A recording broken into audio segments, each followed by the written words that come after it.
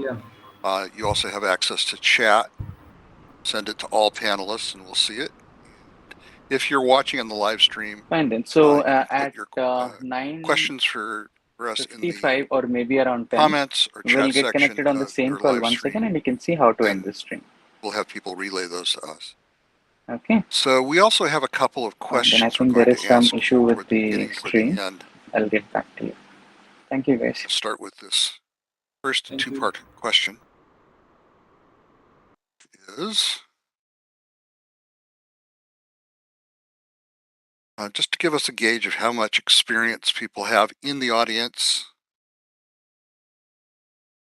And we also ask check in on how you're doing. We've been asking that since the pandemic started because we've all been in a confusing time with surges coming and going and lockdowns happening, and hopefully we're past that mostly, but wanted to check to see how people are doing today. So we'll keep this open for another 6 seconds or so.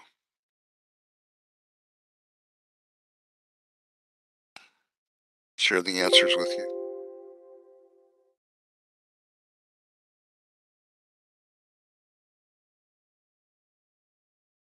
And we have an interesting distribution here, as you can probably see. We've got about a third of the audience has more than 5 years of experience, and about 57% of the audience under 2 years, including people who are at university still. So it's also good to see that almost everybody's doing well or okay today. So that's good. Encouraging. Yeah.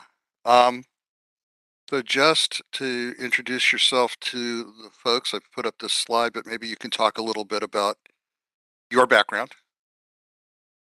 We'll just start our conversation. Yeah, thank you, Stuart. So I am Ayushi Misra. I'm currently working as an assistant manager at CitiusTech. So I had joined this company a few months back, around 10 months back in January to 2022. And my profile here is mostly into data science, the technical side of the data science. And I work as a data science specialist for my organization. I have worked with different machine learning problems, deep learning problems, and in various domains like healthcare. I have worked with uh, mechanical engineering, so like metrology and automobiles and retail sector as well. So those are the different areas that I have worked with. And my IT sector experience is around around 7 years now, and yeah, that is all.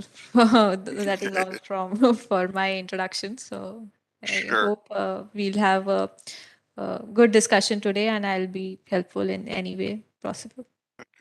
Thank you so much. Yeah, and what we're going to be talking about today is kind of some of your experience in your recent career transition. So before you were working before you began working at Sidious, where had you been? So I work with an organization called Renisha Metrology. So it is a metrology domain sector domain. So where they mostly deal with the automobiles part. So the mechanical engineering side of the IT sector. So, but because they are building machines and they have their clients who use those software, so they needed some analysis tools. That's where I worked in that. And I started my journey as a data scientist. So it was in the research and development department of that company. So, yeah. How did you choose to get into data science? You'd been in software engineering before that, or did you always have a background in data science or an interest in data science? Okay, that is a very nice question. So I guess the percentage of people who actually start their career as a data scientist or in the field of data science, as per my experience, is very low. Most of the people that I have come across, most of the people that I have worked with have transitioned their career into data science. So that has been my experience till now.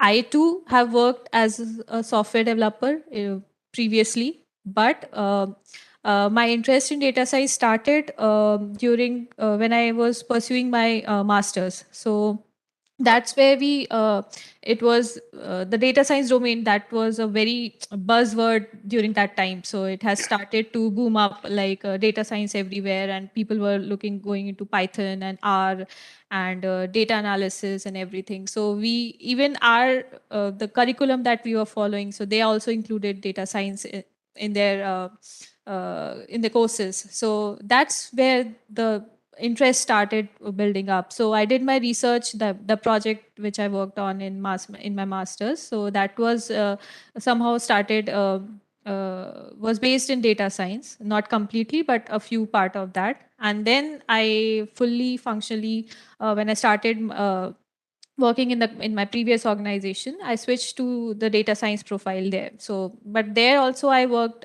as an application developer first, but because I was interested in data science and I was already working already had some experience in data science, so I switched my profile in that. And that was a very big change, very big shift in terms of the type of thinking, the type of approach that we take in terms of how we are solving the problems, how we are looking at the problems and solutions that we are trying to bring it up. So that's how I switched into data science. Okay. And that's brings up an interesting subject for people in the audience. I think are here because they're interested in how they might structure their job search or their career transitions and advancement. When you made the change in your previous organization from software engineering into data science, was there a formal process there where you had to interview with new managers and go through a process internally? I guess when you do the switch internally, uh, there is it not that much of a process. But yes, it is a requirement. It is a prerequisite that you should be aware of the technologies, of the concepts, of the models, and of the different tools that you are going to work on. So I guess that is the requirement in any job that you are applying for. You need to have some basic concepts clear. You need to have some of the aware of some of the technologies and the tools that for the job that you are applying for. So that is a prerequisite, I guess, for every job. That is the only thing which was required. And uh, as I guess that what we see in any job, so you learn as you start working for that project. So the problems that you're working on will be very specific to those projects for that organization or for Right. the clients that you're working on. So it is always a learning process. So it is same for all the in any domain you work with. So it is the similar. The difference is that the base that you should be familiar with. So the models. So like we'll talk about, I guess, in here in the future, right here. So the models the models that you are going to work on. So the basic concepts you should be aware of. So that is the only requirement, I guess. So Yeah. otherwise. It is pretty much easier to switch internally. That has been my experience. So it is easier to switch internally as compared to when you look out for the jobs outside. Yeah. And one of the advantages with an internal transition is that the company already knows you. Yes, right. They know your style and that you fit in with the company culture and that type of thing. So the process of evaluation focuses more on can you do this new job? And again, as you said, you've got a track record internally so that people can see the kind of work you do, and then they just Yes. have to connect that to the new type of work that you're trying to do. So it's a different process though when you're going to switch companies or when you're entering the workforce. So um, first off, what was it like when you made the decision? What was it that attracted you to the idea of switching to a different company, maybe looking for a higher position company? Yes. Okay, so the idea to switch to a new into a new company was the kind of projects that I have been working on. So, as I said, it was basically a mechanical company, and Mhm. the projects that we were working on were the scope of those projects were very limited. In terms of the models that we were using, in terms of the complete software packages that we were building. So it was Mhm. more or less the problem statement that we were trying to solve, even though they were different from different customers to from different customers. But the approach was similar, the background was similar, and the kind of problems were similar. So at after some time, uh, the learning process, it kinds of become monotonous. So that was Okay. the basic motivation for trying to when I decided that I should look outside. So just to get a change in the kind of problems, in the kind of uh, solutions that we should work on. So that was the basic motivation behind that. Okay. And how did you come across Sidious as a potential employer? Okay, so I guess I did not apply that company. So the recruitment team approached me for Uh, their opening. Yeah, so it was the interview. All in all, it was good, and the thing that was which what I was looking for was the kind of projects that they were working on, and whether those projects are getting utilized. So the main problem with data science domain is that no matter how many models we build, no matter how much work we do, if those models that we are building is not getting utilized in any way, there is no I what the term, I'm not able to get that term. So what's the use of I working? think the word is satisfaction, I think. Right, exactly. So when you work in the when you work in software development, so though that software is getting built by for a specific purpose, but when you are working in data science, you have to convince the business that why it is useful to use our models, because it is all about analysis, it is all about prediction. Like it is going to predict, it is how it is going to predict. It is very difficult to convince people uh, like so you will use a model, it will be predicting with this much probability. So Right. like they will not be sure, like should we use the model, should we not use the model, how it is going to help them. So to convince the people to use those models, it is a very difficult task. And uh, because they are already automated processes for all the businesses that are uh, I guess for all the companies, the businesses are all already automated. So why the use of data models? Why do we do extra work, and why should we use those models, implement those models, and teach those, how to you teach those people to use those models? So if the projects you are working on, they should be getting used in some way. So the main that is the question that I ask people. I used to ask the interviewers. So like if we are working on on a data science problem, is it getting used anywhere? So Right. that's where you get to analyze, like whether the work that you will be doing will be getting utilized, and will be seen somewhere, will be getting used somewhere in any way. Yeah. And that's an important element of job satisfaction, because Yes. when you feel that you're doing something that helps your employer, that helps your field of work, or that helps people in general, then you have the satisfaction of knowing that you're contributing. Yes, Um, right.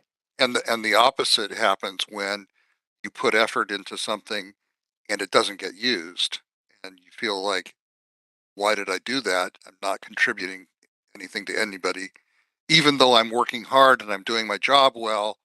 If it's not resulting in improvement or a decision or that type of thing, that can be frustrating. So, but you touch on a really interesting aspect of what happens with people, especially who have current positions and are in out in the working world. You may get calls from recruiters. You may get calls from people who are actively seeking to fill positions.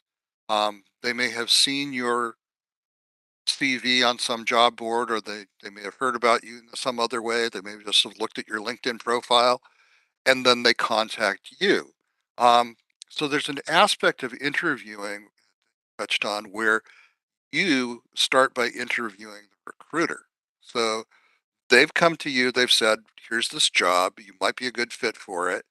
And so when you initiate that process, were you more concerned with um, presenting yourself to the recruiter as a valuable candidate, or did you start by asking, well, wait a minute, why am I going to listen to you about this position in this company? Which came Uh, first, that kind of thing? Okay. Initially, I'll try to be as honest as possible. So initially, I tried to present myself to be a valuable candidate, and I know all these things. I have worked on these things, but I realized that when you spend time and energy preparing for that particular role, particular profile, for that particular interview, and then after the interview you realize that the job that you're looking for is not that the what the interviewer is expecting or what the requirement is. So Yeah, that has happened a lot of times. So because initially the what the mistake, I'll call it my mistake, that I was not very much prepared to ask the recruiter about exactly the job specification, like what will be the roles and responsibilities of this particular role. So but while interviewing it was very clear like where the interviewer was going in the process. So was it more into the data science profile or as a software developer profile? right. So that's where it becomes helpful when you while interacting with the recruiter. The issue what lies there is because they are not from the technical profile, so they can only give out some of the information like the Right. technologies that have that they are mentioning. Okay, so what are technologies that they are looking for. So it gives you an idea, but it really is helpful when during the interview process it's better to ask the interviewer about the role and responsibilities for that particular job. So it will be Right. helpful for your for the interviewee as well. So whether they are looking for that profile or not, like if you are only focusing to switch in the data science domain, so it is I don't think so it is relevant to give interviews for a Python developer who has knowledge about data science. So because the data science is a huge domain, and it is most of the time it is not clear, the requirements are not clear with the recruiters. So while when they are just mentioning all the tech tools and technologies, I guess, so whatever they can come across, so it is still not clear with the recruiters like what do they actually want. So it's Okay, better that makes sense. to focus on what you want, and it saves your time, I guess, in short, to Yeah, know about the roles and the tech tools and technologies and the profile that you are interviewing for. it's a little bit different when you're looking at, for example, a job listing on a job board or that type of thing. When you come across a direct listing from a company, it may still be a listing from a recruiter, and then you have to go through that level. But um, then you have the opportunity to do a little pre-analysis or pre-judgment of whether this is a suitable opportunity for you, whether this is the type of work that you want to do. What about looking at the company itself? When you heard that this was a position with Sidious, had you ever heard of them before? Yes, I did have heard about them before. Yeah. Okay, So, so yeah, go ahead. sorry. You can complete your question. No, I was just going to say you had I presume a favorable impression of the company already. Did you need to do more research into the company and what it does and what your role might be um, as you were preparing for the recruiting process, the hiring process? I guess, Stuart, it is always good to know about the company that you are going to interview for. I guess it is one of the best practices to know and research about the company that you are going to interview for, because it gives you an idea about the kind of questions that you might expect, the kind of answers that you will give in the interview. So, like most of the questions that I have come across from different interviewers are the kind of problems that they are facing currently in their business problems or in Right. the projects that they are working on. So it is specifically based on the domain that they are working on. So if it is a semiconductor based company, so they'll approach you with the kind of questions that are relevant to them. If it, like currently I'm working in healthcare domain, so the interview will ask questions that are about the problems that they're facing currently in their projects and in their organization. So it is always good to go for and research about the companies that you are going to interview for. Yep. And it also Go ahead. yeah, it also gives you an idea about how you will answer to that question.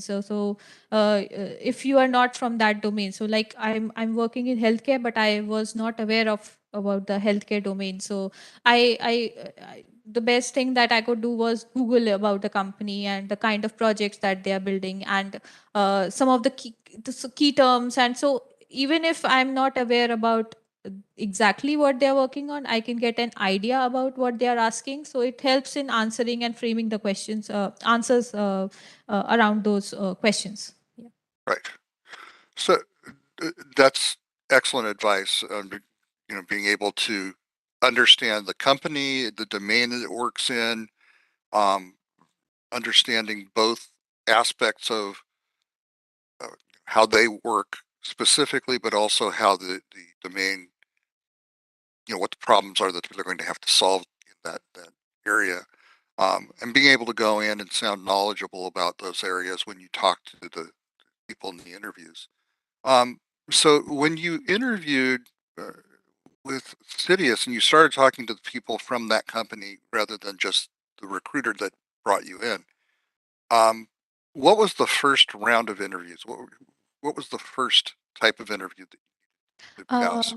Okay. So the first kind of interview, so it depends upon company to company, because data science, again, I'll go with the the kind of problems that they are solving in the company. Sometimes, so for CTS Tech, it was a technical interview round. That is the first round, but it wasn't of the coding type. You do not have to code. The technical interviewer will ask questions about the kind of projects that you have worked on previously, the kind of problems that you have faced in those projects, and what was my roles and responsibilities in that project. So it starts with the basic questions like what I said right now, and then it goes into more technical depth of the in depth of the problems that I've been working on. So like the modeling part and how much time was spent in the modeling part and what are the models that you have used, and then about the concepts, the basic concepts of data science like probability, statistics,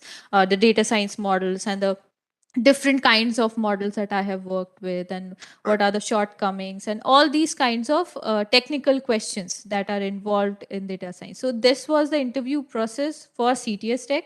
But but with my experience with other companies, who they also focus on the coding side of for the interview. So it is mostly so it's not that because this was the process for this company, but it doesn't mean that it will be the same for all the companies. So Right. like I have there are some companies who follow the process, like they'll provide you a data set and they'll give you a time for a few days, and you will have to come up with the solution in terms of the model output.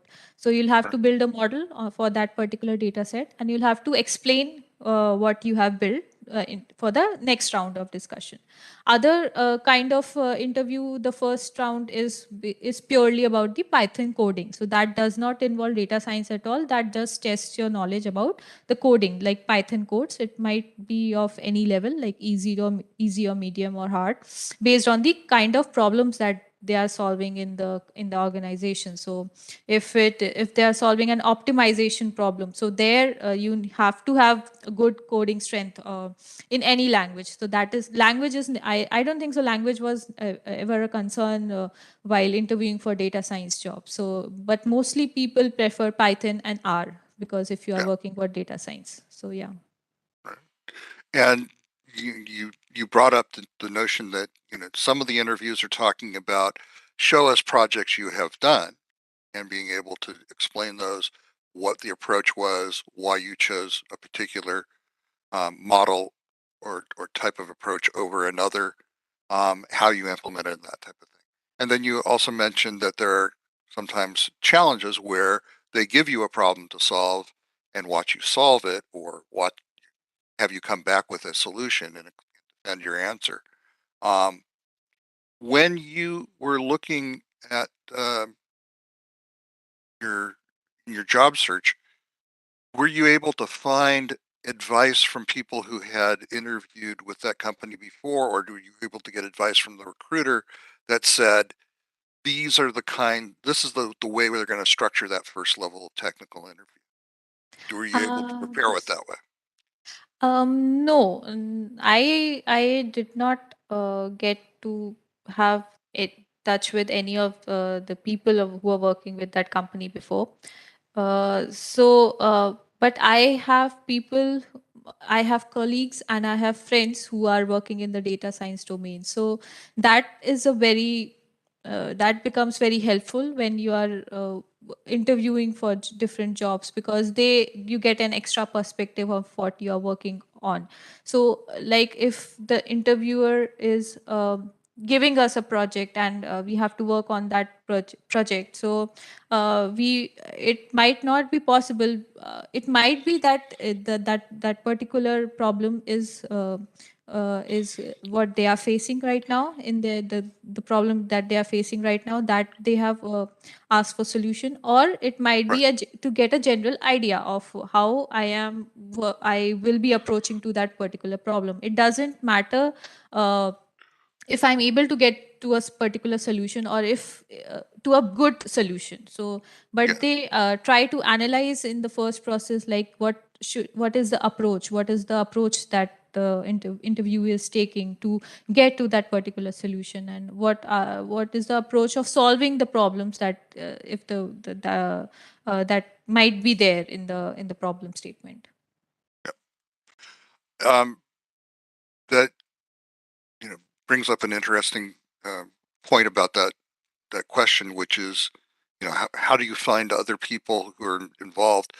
You talk about having a colleague or somebody who's been there, and that's one of the nice things about today's discussion is you're somebody who's been there, so people in the audience today get a little bit of benefit from your experience, and so thank you for sharing that with it. There's also, if you can find people who are working at the company, if you can find people who have worked at the company, or other discussion boards from people who are, those are all kinds of resources that people can look at. You've gone through the technical interview round. Is it more than one round with different interviewers before you get to the next level? Or is it you went through with one technical evaluator and they said, yes, Ayushi is good to go. Let's move her to the next step of the process. Uh, I no, Stuart. It's always at least 2 or 3 rounds of interviews. So first is either the coding round or the project round, what we say. Then the next round is always, if you have built a project, so you have to explain the project that you have built, or explain the project the projects that you have worked on. So that is what's mostly covered in the technical round. Then comes the managerial round, where the Right. manager is trying to analyze if you are good fit for their team. So you have to work so the questions that are there framed there will be technical, definitely. The manager in the managerial round, the technical interviews are there, but not from a single person's perspective, but as for from the team's perspective, like what's the size of the team that you have worked with, or uh, how did you build used to solve these problems, so what was the hierarchy, or what was your role as a particular as a team member, and how did you mentor, if you were mentoring any people, or if was it your was it client facing, or were you facing your customers, what kind of role was that? So there the analysis is of that sort of from that perspective, but that too includes the technical questions from the from the managerial round. Yeah. Yeah. They're, as you described it, they're looking more also at the soft skills that you have in terms of communication, in terms of interpersonal management, and um, your ability to take direction, your ability to give direction, your willingness to help your team members and help them advance or teach them new knowledge. So that those are all important types of skills that people may ask you about or may be looking for in a situation like that. And uh, you talked about in one particular example, here's a initial round of looking at the skills you have and discussing those, another round of looking at projects in detail, and then moving on to the managerial. Was there a next stop after that where maybe they took you and said, okay, here's the department head, and we just want to introduce you and see how you fit? Or how many layers of interviewing So did you encounter? yeah. In my experience, is the decision making round stopped after, I guess, 3 rounds. But yes, we do connect with the departmental heads or the delivery leads of the projects. But that is not a decision making round. That is just for the get to know your leaders, or get to know your they from their perspective, get to know the team members who will join the team. So that is more from that perspective, but not from the decision making perspective. Yeah. Great. So in that case, in your case, it was once you got to that level, the decision to hire you had pretty much been made, and Yeah. this was just an orientation. In other situations, of course, there's always there's the potential that somebody at that managerial or leadership round has a veto over the decision, so that they can say, okay, I see why you like this candidate, but I have these concerns. So you need to be prepared not to treat that level as, oh, I've got the job, I'm just meeting you, as a formality. You still have to treat that as, I need to make a good impression on this person who will Yes. be Yes. my boss or my boss's boss. Yes, Um, definitely. and so,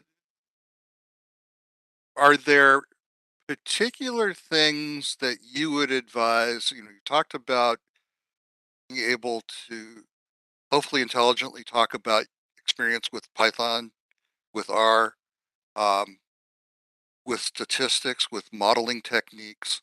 Are there other particular things, phrases, buzzwords, keywords that um, you're aware of that people should have in their mind when they're preparing for interviews in the data science domain? Okay. So, other than the technologies, the language that we are working on. So mostly it is Python. Like 95% of the times, the recruiters ask for either Python or R. So Mhm. R is useful. So in my experience, R is useful when you are not from the actual coding background. So like when you have not from the computer science or IT background, and you do not have that much uh, uh, uh, strength. Your strength is not the coding. So R is was very useful in for those people who are trying to get into the data science domain, and so that R for that purpose R is very useful when if you are, but mostly what I have seen is like people prefer recruiters prefer Python when for developing their models. So because it is a very easy language, easy to understand, easy to learn, and easy to implement. So there are huge libraries in Python. So and mostly out of that for data science, what we use are sklearn, like for traditional data science problems. The libraries that you should be aware of are sklearn and pandas, numpy. So all these are the basic libraries that you should be aware of that we are using in data science. The other things that everyone should be aware of, the probability problems. So the statistics is the basic of mathematics. So the questions that you will come across will be very basic, like uh, the mean median mode. So it might be as simple as that, like what is the central tendency theorem. And for then the next level goes to the probability, so conditional probability questions. So I don't think so that but yeah, that I have faced that many questions related to statistics and probability. But yes, that is I guess everybody should be aware about the basics of data science. So that's where data science starts, statistics, because for the analysis purposes. So statistics and probability and statistics are the base when you are going for analysis, and when you are justifying the results that you are getting after modeling. So those uh, are the key areas that you should be very much aware of. Other than modeling, other things that one should take care of are the different what I can say, the terms that they mention. So see, data science, as I said, so it's a huge umbrella, and the the recruiters, they try to put all the technologies that they are aware of, all the all the tools that are related to data science. But it doesn't mean that if you are applying for that particular job, like if I am particularly applying for that particular job, I should be aware of all the, like if they have mentioned 100 technologies, then I should be knowing all those 100 technologies. It's not like that, I guess, because more like what I have seen is people usually use 4 or 5 out of them, but they are mentioning everything. So like if it is Yes. a typical data science job, and they are mentioning Docker, they are mentioning Kafka, they are mentioning PySpark, they are mentioning everything that they think that data science has. So but I never found that they are using those technologies. They will be using either one of them. And even if you are aware of one of those technologies, it is easy to learn the other technologies as well. But you should be keen to learn those. That's all. That has been my experience as of now. uh, Other thing is that in addition to data science, in addition to machine learning, the keywords that are mentioned are NLP, so natural language processing, and Hmm. computer vision. So there are different areas of data science as well. So like currently the problem statements that I am working on are traditional data science problems. So you will get a proper SQL database, you will get numbers from that, and from those numbers you are building a model, prediction model, regression model, different kinds of models. But I have worked with problem statements where the data is not a table, not in the formatted database table, it is images. So for images you need to know different algorithms, so which come under data science, but it is not actually machine learning problems. It is not classification regression. It is a classification regression, but a different kind of Yeah, classification regression. that So requires. for those images you will need deep learning algorithms. So you should, while looking at the job requirements, the technologies that are getting mentioned, it is important to see like whether it is image processing. So they those keywords are getting mentioned there. So, and for it is totally different for natural language processing. So natural language processing, there are different approaches, different libraries in Python, different kinds of solutions that you are looking for. So so personally, like I have worked in all these three problem statements, but I can say for sure that I am not very confident in natural language processing. But if even if the profile says it is of data science, the recruiter is saying that the profile is of data science, but it might include natural language processing, which I am not very confident in. So I should what I do is I think about it like, do I need to go ahead with this, or am I confident enough, or am I willing to work for natural language processing, because I personally don't find natural language processing very good for me. I don't like NLP. So Sure. yes, so I prefer either traditional data science or deep learning kind of job requirement.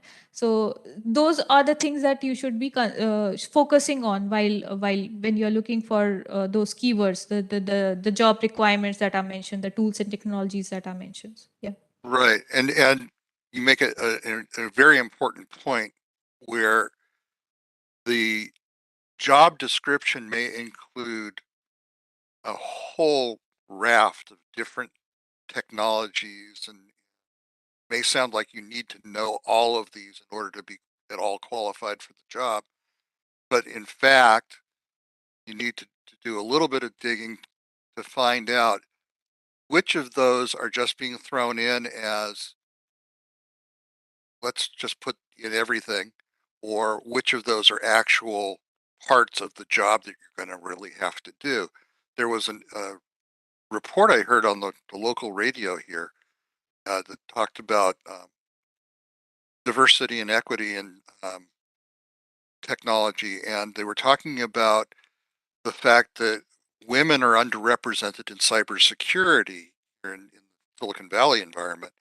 And they said one of the reasons was that when a male applicant sees a job description and they say, oh, I've got 30% of the things that they mentioned, I may as well take a shot at this position, they'll put in an application. But when female applicants look at that job description and they see, well, I've only got 30% of the things that they're asking for, I'm not possibly qualified for it, and they won't put it in an application. And the point that the announcer was making, or that the expert was making with the interview, was, of course you should put in the application, because that the 30% that you have may be what they're looking for, and the rest of it may just be filler that they just put in to cover themselves. So always, when you look at something like that, don't necessarily edit yourself out until you've done a little bit more digging to find out what is the real requirement for the job and what are the actual sets of skills that are for it. And as you said, even when maybe the actual set of skills need something where you're a little bit weak, are you honestly willing to commit to learning about that and improving yourself so that you can say, I don't know that part very well, but I am willing to learn it. My track record shows that when I decide I'm going to learn something, yes, I do accomplish it. So that's a really good thing for people to know when they're out there looking jobs. We're reaching a point now where I'm going to go to the questions and answers. I don't think we need to put up a slide for that, but I'm going to see if I can pull out some of the things that have been coming through in the chat and the Q&A box. And we had, for example, Rahul asks, he's from a pharmaceutical sales background. He has 7 years of experience. What is the likelihood that somebody would consider somebody with his background for a data science position? And what would he need to do in order to be able to qualify for that? Okay, pharmaceutical sales background.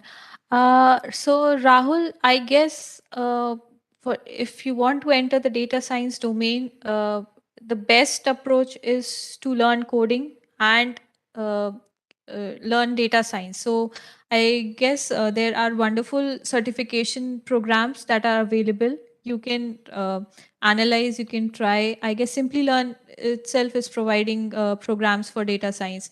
The basic requirement to get into data science is that you need to have coding experience and you need to have data science experience. So you can definitely get into this domain, and as per my experience, so I have worked with people who are from not from the engineering background, from different BSc or MSc, but they are getting into data science. So I guess background is not an issue here.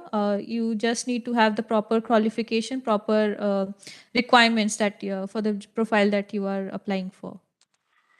Yeah, and one aspect of Rahul's question is that he's in a pharmaceutical background. So one of the aspects is that his domain knowledge of the pharmaceutical industry and medical industry in general is going to help him when he's looking at positions in that sector. So that may be one thing, Definitely, place to definitely. focus. Yes, that will be an added advantage, because if you apply in the healthcare domain, so pharmaceutical or in the pharmaceutical domain particularly, so that will be the domain knowledge is, I guess it trumps all the, if even if you are not from the data science background or engineering background or coding background. So Yeah. domain knowledge is, I guess, yes, it will be very helpful. Yeah, if you get the basic skills to cover the technical aspects, domain knowledge can be a big deciding factor for you. We have Murali in our LinkedIn audience wants a full stack Java developer job, so talk in a future webinar about that. In fact, I think we have one next week. Talk about interviewing tips for software. But back in data science, Newton LinkedIn audience says, I have a business analysis background. I'm a sound knowledge of technology. How then do I become a data scientist? What's the path ahead for that? Okay. Okay, great. To I guess it is similar to what I explained just now. So to get into data science, I guess a good certification course uh, is I guess it is enough. And you when you work when you get a certification for data science, try to learn about the different the projects that you work on, the different technologies that you will be using. So all those things that will get covered under those certification programs. I guess you will get a very good idea about how data science works. So it is not just about coding. So if you are actually working in data science, it is more about how you approach a problem and what you are trying to solve and what are the results that you are expecting, the goals you are trying to achieve. It is a process of approaching a problem, which is how it is different from a typical software development where you are building a software, just a software.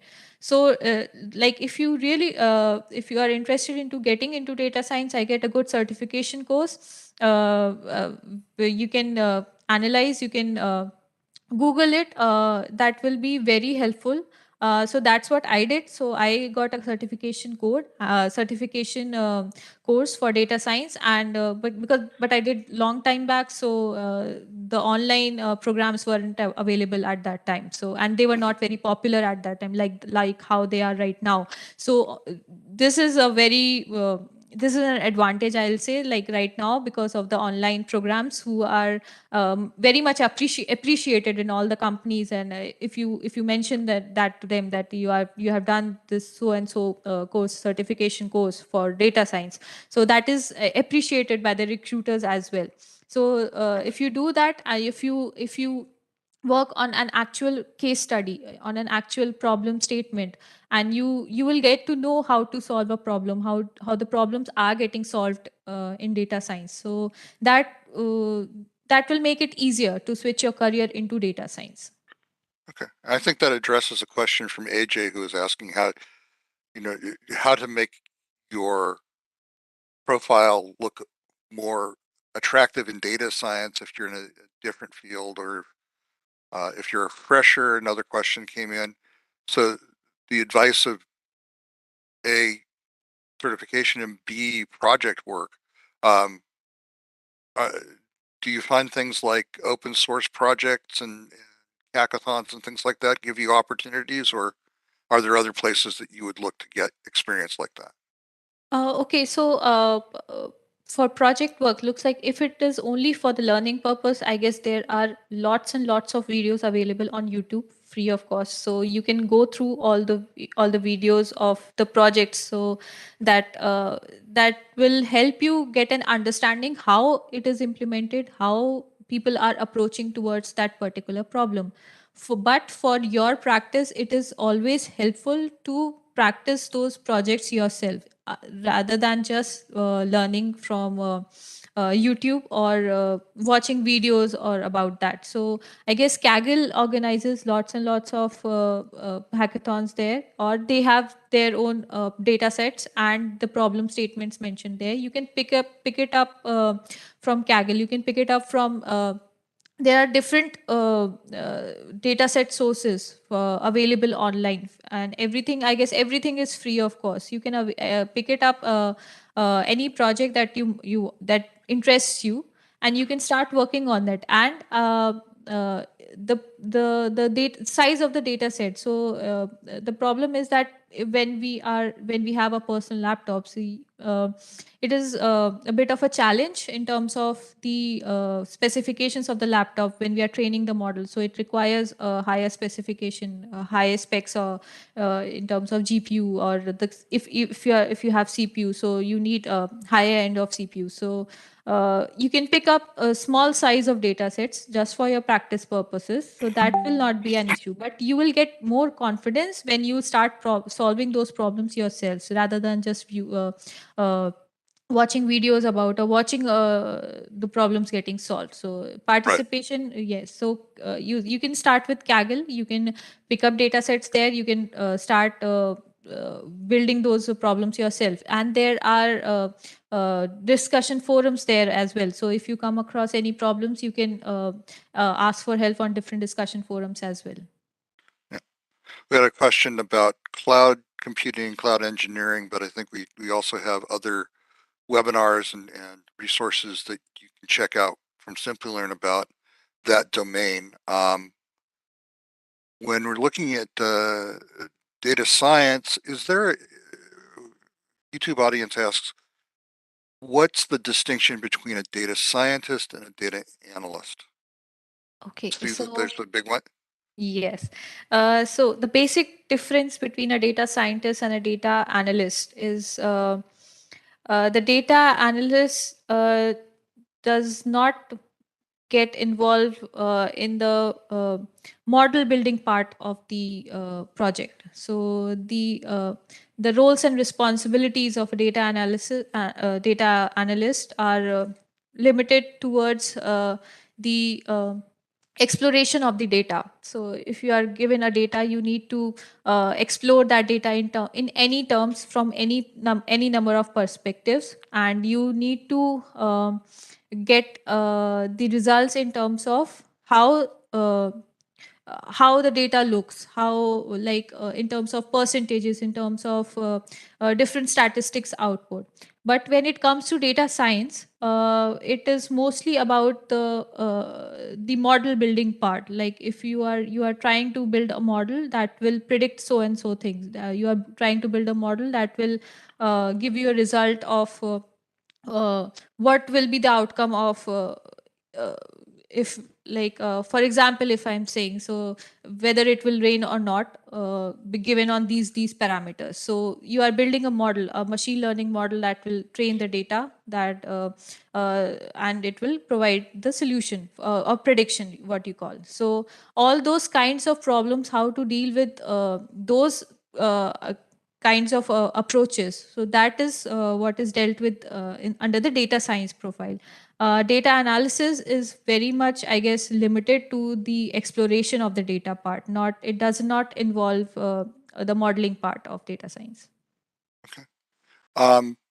We have a question that I think touches on your particular background as well, which is Baman from the YouTube audience asks, how is data science and ML helpful for somebody in a mechanical engineering domain and background? And what kind of path should he take to move into data science? Uh, so as I mentioned earlier, so the background does not matter when you try to enter data science. Even yes, the domain knowledge helps a lot. So like I have worked for a metrology company which usually works uh, with mechanical engineers. So because the softwares that they are developing, so the domain knowledge helps a lot. There when the project for data science when it started, so it the domain knowledge helps a lot, depend based on the kind of data that we were getting. And because it was a bit difficult to understand like what we are looking at. It was not clear if we are not from the mechanical engineering background. So domain knowledge is always helpful when you try to enter data science. Data science is not restricted to any domain, I guess. So as per my experience, I have lots and lots of people, my friends, my colleagues, who are not from the engineering background, who are not from the actual coding, computer science and IT background, and who are working as data scientists. So I hope I answered your question. So, and I have been, yeah, I have been saying that if you want to enter data science, it will be good if you think that you can study by yourself, and you have that approach of solving the data science questions or data science problems. It will be easier to do that. But a certification in these days, when you are looking for jobs, a good certification course always helps. Yeah, and it's kind of some people are able to do these kinds of things on their own without a guide, but most people, I think, find it easier to do it when somebody is acting as their guide and mentor in the process. I think last two questions because we're coming up on our hour, but Ahmed asks, are there forums or websites that you can point to or recommend for somebody to kind of get a feel for data science or keep track of what's going on, or see what data science practitioners are discussing with each other, kinds of subreddits or other forums or websites? Okay, for not as per my knowledge, I'm not sure about that, but I do whenever I am facing any problem. So I do find my solutions on on Google. So Okay. that's the best thing that I can think of right now. I never came across any discussion forums like. Uh, where data scientists are looking for problems or discussing problems other than Kaggle. So the Okay. data science problems are very much specific to the problems that a particular project is facing. So that's what I have come across. So Okay. it is very much similar to like what software developers do. They post their problems on Stack Overflow. They get their answers there, their queries resolved there. So that is what the people from data science do. So there are no, but there are lots and lots of good reading material if you want. So they are available online. It's like medium.com. There are there the kind of way that they are explaining the problems, the explaining the theorems, explaining the models, the concepts, the basic concepts of the models, which are very important to understand when you are using those models in your problem statement, trying to understand your model state, understand the problem and actually using those models. So you need to understand the basic concept of those models, like what is that model doing, why it is working this way and how it is working this way, and why we are using that particular problem and not the other any other model, why we are particularly using that model, what are those advantages of those models. So all those things are explained really well. So that is for the for personal reading, not uh, that is not related to any course or certification, but that is those all those things help you get a better understanding of the kind of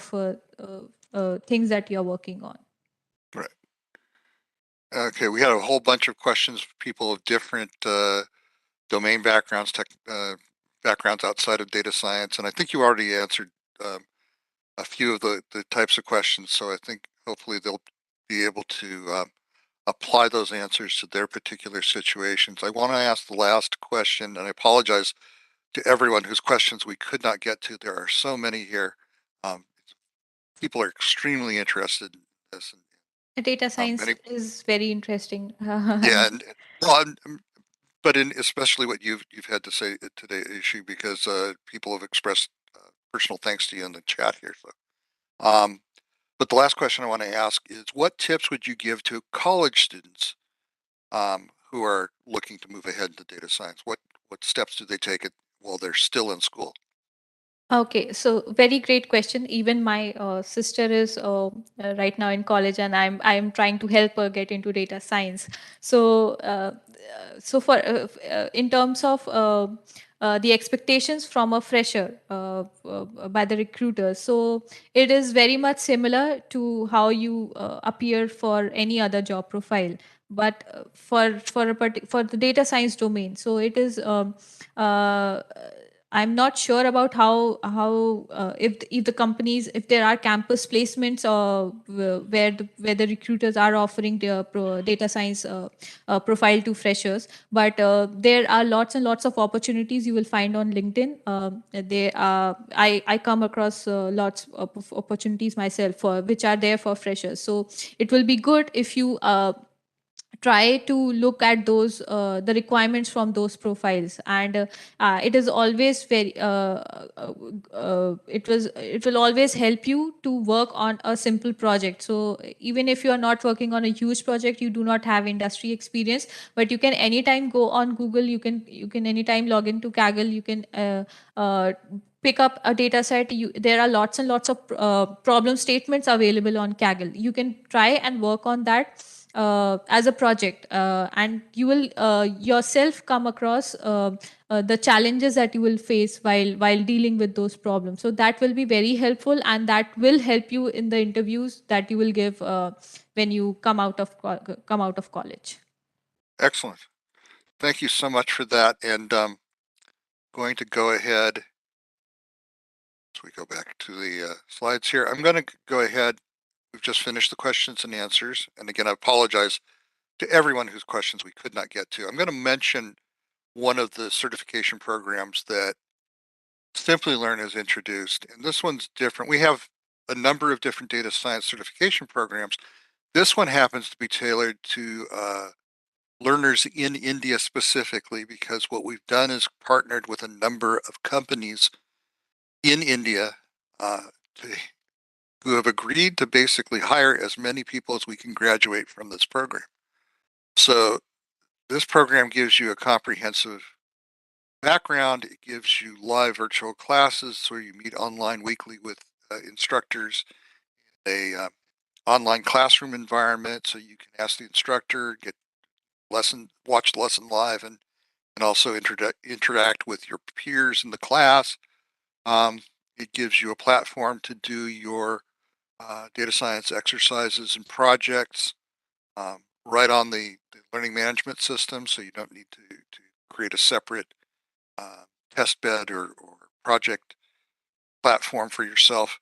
But again, 6 months where you devote 10 to 15 hours a week, you end up completing the program, and if you don't get a job offer within 6 months after that, you get a refund of your program fees. So it builds up your skills in a stepwise fashion. It starts off with, after the orientation, statistics, basic analytics techniques using Excel, and then SQL, Python, machine learning techniques, Tableau for visualization, data reporting, and then Capstone, which allows you to take all of these different skills and put them together in a project that you can then show off to employers as part of your portfolio. Along the way, you have the ability to take, at no extra charge, the electives in data science with R and in deep learning. So those are all available to you, and let you follow the areas that are most interesting to you. You end up with a certificate, and you end up with the guaranteed job within 6 months after completing the program. So give you interview prep, help you write your resume, you get access to a premium job board, and then one of our partner companies guarantees that they will hire you. So this program, again, is only available in India. We have other programs that don't include the job guarantee, but I just want to ask a quick question to the audience if this is something, based on this really very, very thumbnail sketch I've just given you, how many people out there might be interested in a program of this type. So I'm going to open this poll. I'll just give you about 30 seconds. Oops, before I go to there.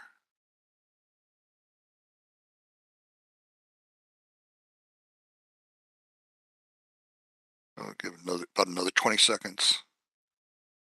I know that we allow too much time for these polls sometimes because the questions are fairly straightforward.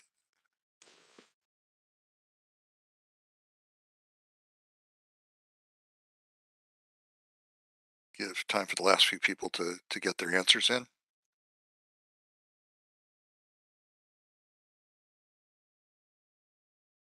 Here we go.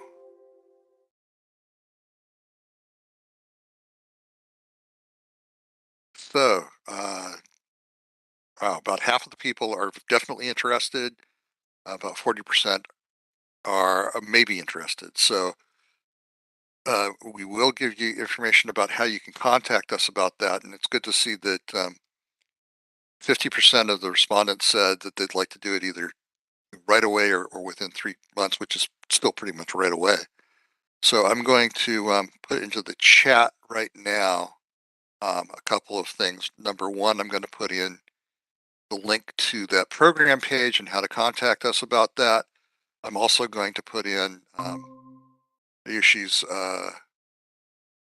LinkedIn URL so you have that available. So let's start off with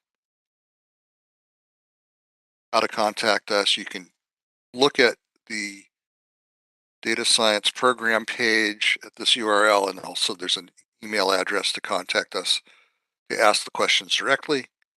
And as far as URL, I'm putting that in as well. So if you're in the chat box, and for those who are watching on streaming, if you do want to contact us, you can come to our website, simplilearn.com, and look under the data science category under all courses.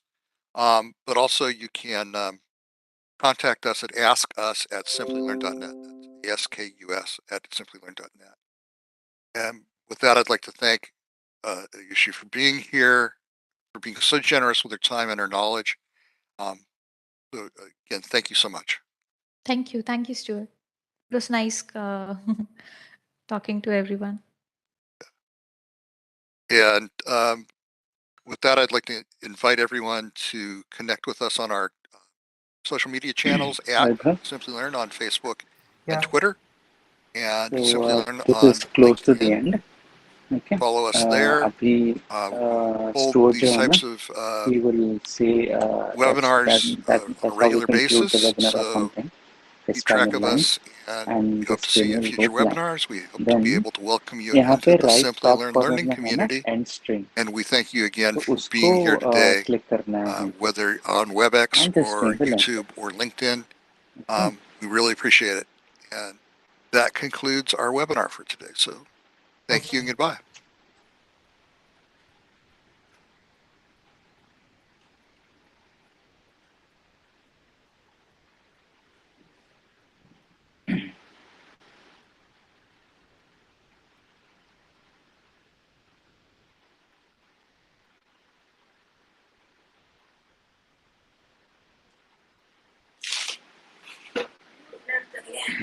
तो ऐसा दिखेगा YouTube में.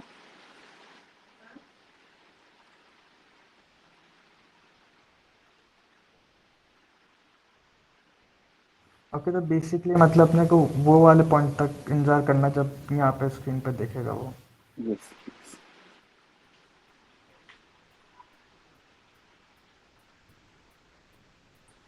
अभी हम इसको and कर सकते हैं.